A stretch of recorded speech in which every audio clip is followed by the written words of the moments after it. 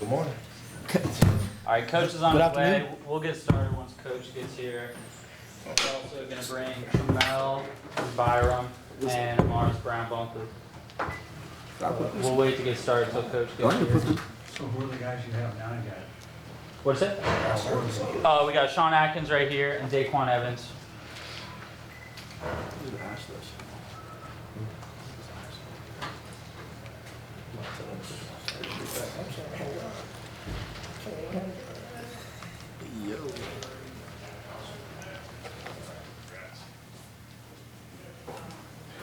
You want to hold it? Take a picture of it. Where am I at? Oh, you're over there. I'm gonna sit right here next to my guy, David. Yeah, I don't want to sit next to you. Put your mill right here. Byron, you can take cut off, Micah. Oh, yeah. T5. I want. Just us right here. Go Bulls. All right. Thank you guys all for coming tonight. Just going to hand it off here in a little bit so they can cover questions. Thank you guys on behalf of theroofclaim.com, Boca Raton Bowl for being here. And yeah, we'll start with questions and some addresses from the coach. You want me to start? I'll start it. Awesome. Obviously, really, really grateful to our fans that came down. Man, it was awesome. You could feel the energy right from the start, and our band, holy smokes, brought so much juice and energy, and it was incredible. I'm super grateful to our fans, super grateful to our fans that have supported us all through the year. You know, a year ago, I just told these guys in the locker room, a year ago, man, we asked this group to buy into a vision, and in college football today, it's really hard. And I challenge these guys to do something rather than be somebody. And again, modern day college football, modern day society tells you that it's about you and it's not about the team. And just told these guys thank you for having some blind faith in me, in our staff, that we could lay a foundation for something and never put a ceiling on it. Certainly the floor was where we were at. And I just remember sitting at media days in July in Dallas, and we're picked 13th out of 14. Remember sitting there answering 2 questions at media day, and we haven't arrived. But gosh darn it, have we laid a foundation for something elite. And I'm just really proud of our guys. And I'm grateful, certainly these guys sitting up here in front of you. I'm grateful for the 117 of them that bought into a process-driven program rather than a result-driven program. And I understand that I'm judged on result, and I'm totally okay with that. But to buy into the process of doing things the right way, to buy into eating right, sleeping right, hydrating, it's really, really hard to do day in, day out. What we've asked these guys to do is more than they've ever done. But I think a year in, we've laid a foundation for how to be successful, how to be process-driven. I think in recruiting, we've gone out and sold just that, sold these guys. And it's been awesome to be able to practice through December, to be able to keep this team together. It's a bunch of really, really resilient dudes. And every single guy sitting up here chose to stay. There was a time where it wasn't cool to stay. To those guys that left, wish them nothing but the best, but gosh darn it, I told these guys I will have their back forever because they believed in us and we believed in them. We have real belief and real faith in something in life, man. You can go do whatever you want. I told these guys last night, and I told them again today, don't you ever let a man tell you what you can and can't do. And 7 wins is not the pinnacle of college football. but it's certainly a foundation for something elite, and we will win championships in Tampa. And we'll win championships at South Florida. I can't wait to get there whenever we're ready for that moment. But there have been times throughout the season where we haven't been ready for the moment. But tonight against a good ACC team, we were. And so, write what you want about it. These are some of the toughest, smartest football players I've ever been around, but they're elite human beings as well. I'm so proud to coach them, and I'm grateful for them. So, open it up to questions. Coach, I remember one of the messages you had this week was it's great to play in a bowl game, but it's even better to win one. With the, looks like message received with the way your team came out on both sides of the ball, and talking offensive and defensive. I'm just curious what your reaction was to the start, and then how your team was able to maintain that throughout the entire game. Yeah, these guys knew, and I've been very, very open with what it is to play in a bowl game. There's always two teams, obviously, one that's there to have fun and blow it out, and one that's there to win the football game. I think we tried to have enough fun that we can get refocused and go. But I think you challenge this group, with anything, and they'll go fight. And that's what I'm most proud of. I mean, you talk about defense. Holy smokes. 20 rushing yards, and I don't have the stats in front of me, but 20 rushing yards and whatever it was passing. At halftime, 0 for 7 on third down. I think just the challenge of continuing to stay focused, continuing to stay locked in, and they answered the bell. And what was really cool was to get some backups in there, and they just kept doing the same thing. And that's our game where we can play in a box and stop the run. A lot of credit to the defense, and to go score on defense, to go score on special teams. Man, it certainly makes it easier on offense when you're playing from ahead. And offensively, thought we ran the ball efficiently, created explosives. I think in the first half, third down wise, we weren't great. Thought we got better in the second half there, but we were able to create explosives and were able to involve Byram in the run game, which helped us. But our guys, we played harder than those guys. I told the defense after the second drive, we were playing harder than them. And there's a team that wants to be there and a team that's just happy to be there, and a team that's there to win the game, and we were there to win the game. And the defense set the tone. Offense was efficient. Special teams made a giant play on the field goal block to go score. We had our nose guard had a pick, but things happen, I'm gonna give you a quick story and I'll shut up here. We played Navy, and after the game, I told the team this, after the game, let me rewind. I made a comment last spring, and I said, balls don't bounce your way, because I kept hearing that gosh darn Florida game a year ago where the field goal snap got botched, and I just kept hearing, ball just didn't bounce our way, ball didn't bounce our way. I learned a long time ago, balls don't bounce your way, or not your way. You make balls bounce. And I told the guys, our process is what makes the ball bounce your way. And the Navy game, Trammell on a field goal block, scooped and scored, bounced right to him.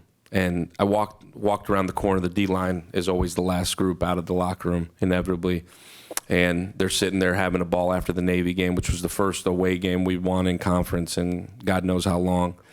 And Jason Bond, who was out for the year at that point with an injury, and Jason Bond sitting there talking to these guys, and I come around the corner, go take a shower, and he said, that Golesh was right, man, when he said that balls do, you do make balls bounce your way. And if that's the lesson we learned, that we make balls bounce our way, and then a few weeks later against Temple, Trammell picks off a ball. You look at the jugs chart from that week, Trammell was on the jugs twice. After practice, on his own, nobody making him. It's called process. And that's what I'm so proud of, that we're not perfect. We're not all 100% bought into it. But gosh darn it, had enough that we were able to keep playing. And so that's what I mean by process. That's what I'm proud of. We got a long, long, long way to go, but we're in a good place that we've laid a foundation. So I don't even know what the question was, but that's what came to mind. Coach, the last time you were here, obviously, was Central Florida. You had a tough time with Zach Wilson. How did it feel to come back to Boca Raton with your own team and be able to put on a really impressive performance here in South Florida? I mean, today was as good as it gets. Yeah, it felt great. I blacked out that year in my mind, just so you know. Okay. It's all And right. the second part of the question is, do you feel you made some good inroads in terms of recruiting here in South Florida during the course of the week, culminating with tonight? Yeah, I think we've had a big emphasis in South Florida. You know, you're talking about Palm and Broward and Dade. We've spent a lot of time, and certainly respect the football that's played down here, and hopefully we did. We're going to continue to work really hard in South Florida to recruit. The brand of football is really good. You get tough, smart dudes that love football. I'll take any of those guys any time of the day.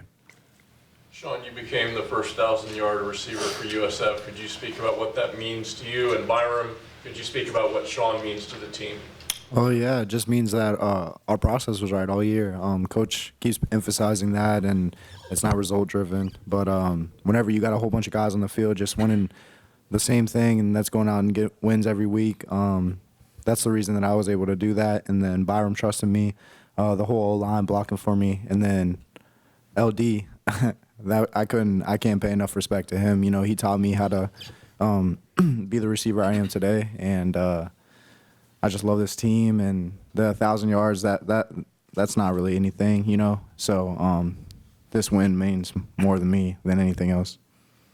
And like he's just said, the 1,000 yards and a lot to him. I mean, that speaks to who he is. He's team first guy, and he means everything to this team. And glad that he made that mark. But you know, he like he said, it's for the whole team, and glad that he's on our side. Pick one. Total, complete, dominant effort by the defense. What kind of a launch pad can this be for 2024? You guys were inconsistent this year. You're a veteran. You've seen the younger guys in practice every day. How good can this defense be going forward? They're going to be real good. It's like what Coach said. Like, we're a process-driven team. So he going to come back next year, January 7th, and first team he going to talk about you got to have your process right. And he going to, you know, dedicate how this season went and make sure they learn from what we did this season and being able to set the foundation for themselves next year. So that's really the main thing. Like I feel like we set the foundation as a whole team, university, athletics, and like shock the world and let people know like USF football back. Shamel, does it get contagious when the defense starts to pick up balls and it just seemed like it was just it just roller coaster one after another, and you could just see everything start to pick up, and the intensity, you guys were flying all over the field defensively. It just seemed once that first scoop and scored, it kind of like everybody wanted the ball. Yeah, it is contagious. You know, when you seeing your guys turn up out there and make you want to go make plays as well. Like, I'm seeing my other guys, you know, make plays, and it's juicing me up to go make plays. So, like, and then I'm doing it, then guys coming to me saying the same thing. So, yeah, I think it's contagious. It's good contagious. Morris, could you describe what happened on that field goal? I think Tavin Ward might have knocked it around and you got it, or what'd you see there? Yeah, honestly, I ain't see nothing but the end zone. Like, the ball just fell in my the ball just fell in my hands. I'm just telling myself, just run. And my guy Barry Hill, he was behind me. I thought he was gonna trip me and I was gonna fall, to be honest. But you know, shout out to Tavin, you know, making him make the ball bounce towards me and stuff like that. But I didn't see nothing but green, so yeah. Coach, speaking of Tavin, he kind of went through it this year. Interceptions, forced fumble there. To see him kind of bounce back and have a pretty impactful game. Yeah, I mean, as a young guy playing corner, I mean, you're going to go through growing pains, right? Like, not easy, but we've got faith in Tab. But we've got faith in Tab because of the way he works and what his process looks like. And you keep hearing the same thing over and over again. That guy grinds. He's smart. He's tough. He's gritty. And as much as people have gone after him, he's gone after people too. And that's a result of his process. He's just going to continue to get better and better and better. Got full faith in Tab, or he wouldn't be out there. And I think these guys on defense do, our team does. But that's how he practices. It's the same. He's on the jugs after practice. He's working on his craft in his off days. Watches a ton of film. Like, that dude's a football player. He's smart. He's tough. He's gritty. That's what you recruit. And I'm glad he's here. And he's started off as a backup, ended up earning a starting job, and he ain't looking back. That's a tough, gritty, smart football player. Coach, you talked earlier about the fans and the band. Can you go more into it? Because it seemed like USF's sides of the stadium was electric compared to Syracuse's. Yeah, I know. Obviously, certainly helps that we get to play a bowl game in state. How about we live in a place where they play bowl games? When you've lived in Ames, Iowa, and Champaign, Illinois, and Toledo, Ohio, you're grateful to live in a place where they play ball, and those are great places, but not in December. So grateful to live in a place where we play bowl games, and I think this fan base is just dying for a winner, man. And we've played football here for 26 years, and so we're still growing in that regard. But we led the league in attendance.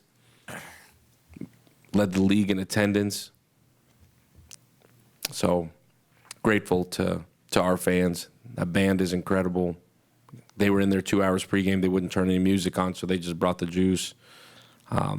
Credit to those 300 young men and women, and for them coming down and bringing the juice. It's awesome. It's awesome. That's what college football is. I walked into that alumni tent, bunch of juice in there and energy, and it was real. Getting off the bus was cool. That's what college football is. And we'll get to a point where that place is packed, that Ray J is packed, because we play a brand of football that's, one, fun, exciting, but we play tough football. And we'll get it to a point where that place is packed and rocking like it should be. Based on what you've accomplished these last 48 hours tonight, what you accomplished yesterday as signing day, what is the upside of this defense? What's the ceiling? I think the ceiling is exactly the same as it is on offense. The standard is to be the best in the country at what we do. And we're going to fight like crazy to get there. So I would say that would be the literal ceiling. Coach, how much does the excitement go with the fact that eventually you're going to have an on-campus stadium? You're building your program now, everything will be on campus, which would give you even more of a home field advantage with all the energy that should be pumped into that building. Yeah, just like what I said about today, like that's what college football should be. And we're grateful to play at Ray J. It's an incredible venue, but it'll be cool when we get to play on campus. It'll unite our alumni base. It'll certainly bring our student population closer together. That's what college football should be. Students should wake up and do whatever they do on a Saturday morning and go to the game and have a ball and then walk home. I mean, it'll be awesome. That's what it should be. And again, we're young as a football program, and that's just part of it. That's part of the growth, and I'm grateful to everybody that's made that happen. And a year ago was a vision, now it's real. And I know there's a lot of people that have worked like crazy to get that done, but I think it certainly helps in recruiting. It certainly helps. It'll help eventually unite this university together on game day Saturdays. It'll be incredible. Coach, another big game out of your quarterback in a season of big games. What did you see from him today and throughout the whole season, and where does he go from here? Well, he started off the game putting his shoulder down through a safety, which we talked about don't lower your right shoulder last night, right? So he put his left shoulder down through the guy. I've said it before, tough, smart, gritty. Dog. Just South Florida football. South Florida football. Just had to go to Raleigh to get it. Daquan Evans, number 0. What does it mean to you to put a 0 up as your walk-off tonight? A blessing. Got my number up there on the scoreboard, and it's just a blessing. I'm glad he influenced me to come back, gave me a blueprint, and I just stuck out to the blueprint and achieved everything he set in front of me. Like, that's better for me on and off the field, like I said all the time to everybody. Like, he made me a better person on and off the field, better father, better man, and just showing me, like, the right ropes in life, how to live my life. So, yeah, it's a blessing for me. And the defensive players, what was it like to be part of this? Just, having a ball out there and then getting a shutout. It was amazing, man. I've been preaching that all season, wanting a Krispy Kreme, man. Glaze. So to do it in the bowl game, it was amazing.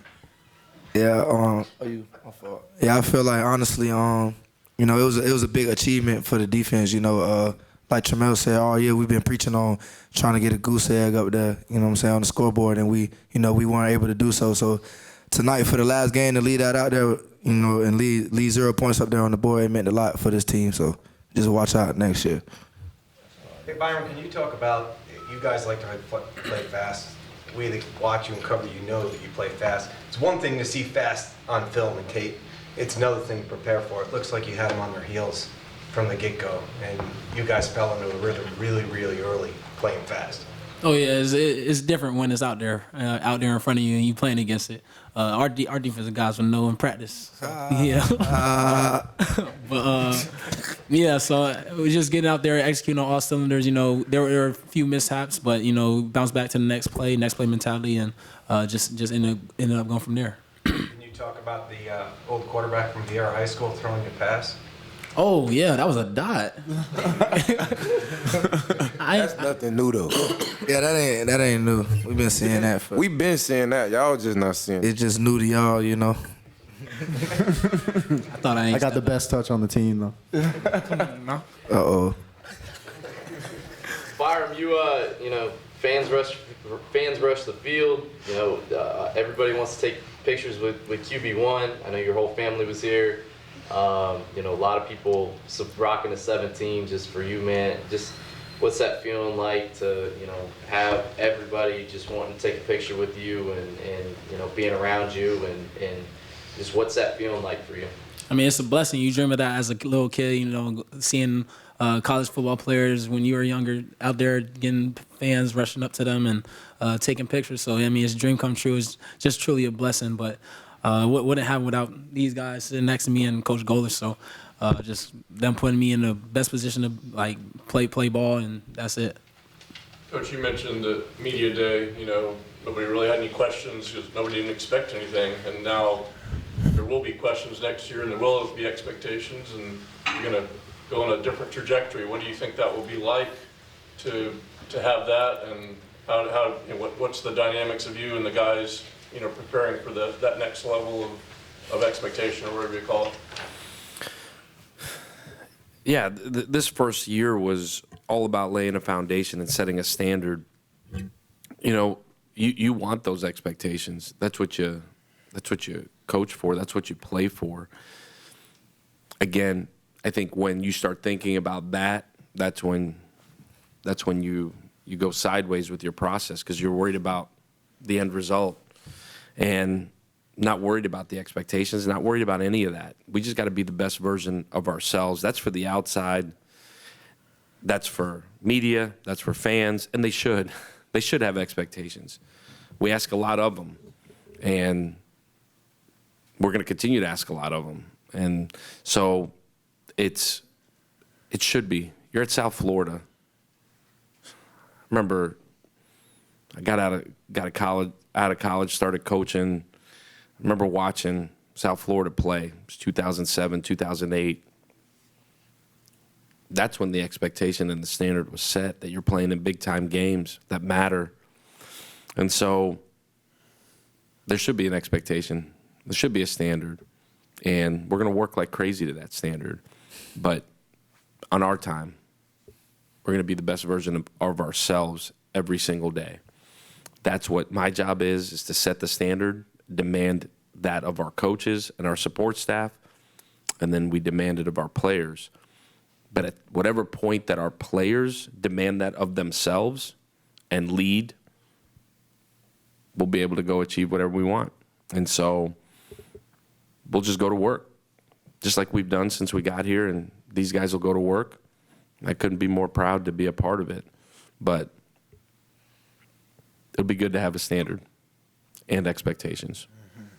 All right, we're going to take one more question tonight. So, Coach, I'll let you pick your question.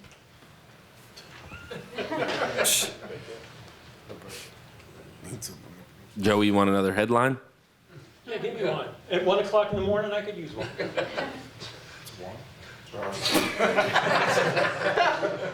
We're on a deadline here. We're on a print deadline, aren't we? We're in the digital era. Yeah, make sure y'all get home safe. There you go. Go Bulls. Go Bulls.